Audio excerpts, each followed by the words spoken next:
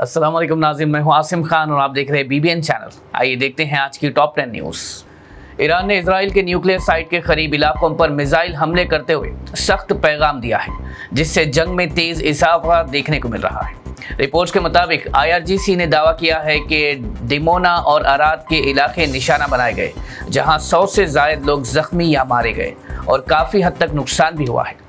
Iran ने इस कार्रवाई को अपने नातांज न्यूक्लियर मरकज़ पर हुए हमले का जवाब बताया है, जिससे बदले की कार्रवाई तेज़ हो गई है।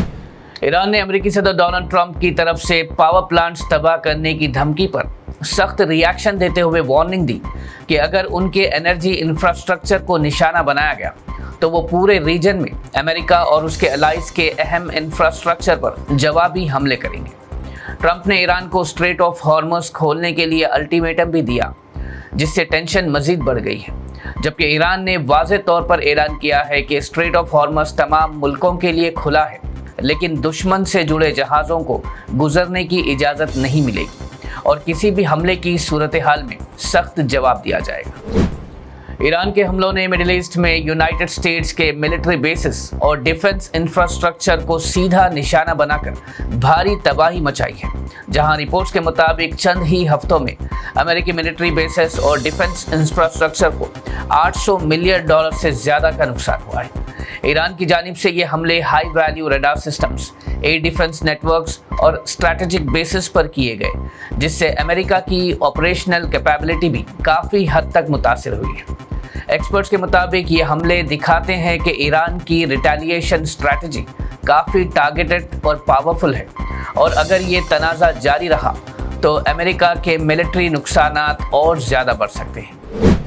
पाकिस्तान के साबिक हाई कमिश्नर अब्दुल बासित का एक बयान सामने आया है, जिसमें उन्होंने एक हिपोथेटिकल सूरत हाल का जिक्र करते हुए कहा कि अगर अमेरिका पाकिस्तान पर हमला करता है तो पाकिस्तान भारत के शहरों को निशाना बना सकता है। रिपोर्ट्स के मुताबिक उन्होंने कहा कि पाकिस्तान के मिसाइल्स शायद अमेरिका तक ना पहुंच सके, लेकिन दिल्ली और मुंबई को आसानी से टारगेट किया जा सकता है, जबकि अभी तक भारत की तरफ से इस पर कोई रस्मी रिएक्शन सामने नहीं आया है।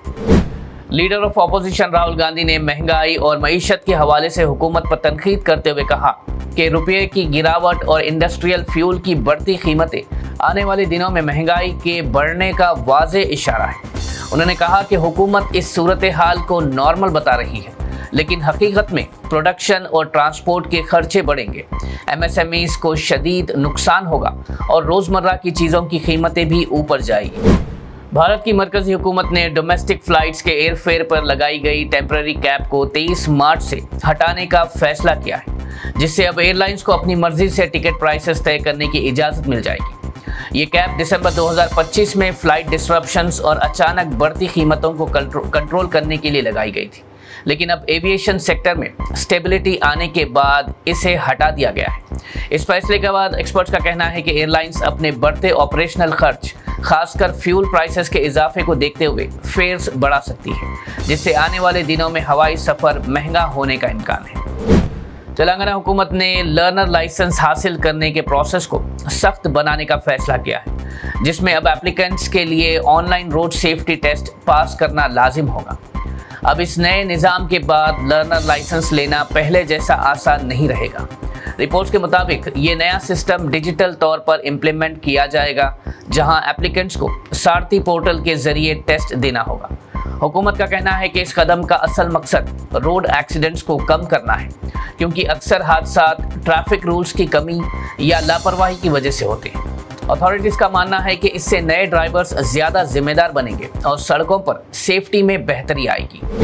गोशा महल के MLA T राजा सिंह ने union home minister Amit Shah को खत लिखकर अपने और अपने ख़ानदान के लिए सिक्योरिटी का मुतालबा किया है। उनका कहना है कि उन्हें लगातार फ़ोन कॉल्स और ख़त के ज़रिए जान से मारने की धमकियां मिल रही हैं।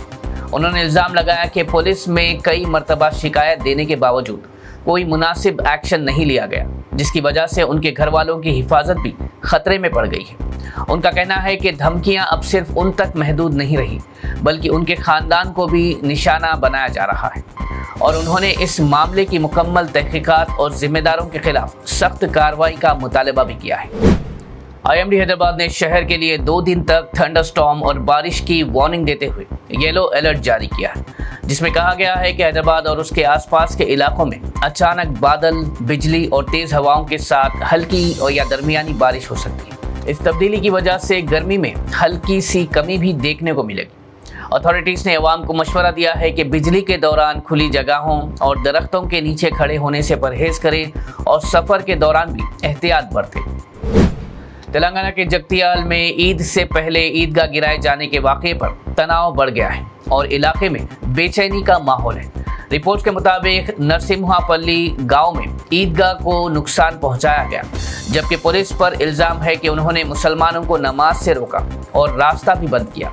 लोकल लोगों का कहना है कि ये जगह सालों से नमाज के लिए इस्तेमाल हो रही थी, लेकिन अचानक पाबंदी लगा दी गई। इसके बाद सेक्शन 144 के नफज पर भी तनकीद हो रही है। इलाके में फिलहाल तनाव का माहौल है और अथॉरिटीज़ से मुतालबा किया जा रहा है कि मामले की मुकम्मल तहकीकात करके जिम्मेदारों के खिलाफ सख्त कार्रवाई की जाए। नाज़रीन, ये थी आज की टॉप 10 न्यूज़। देखते रहिए BBN चैनल। मुझे दीजिए इजाज़त। अल्लाह हाफिज़।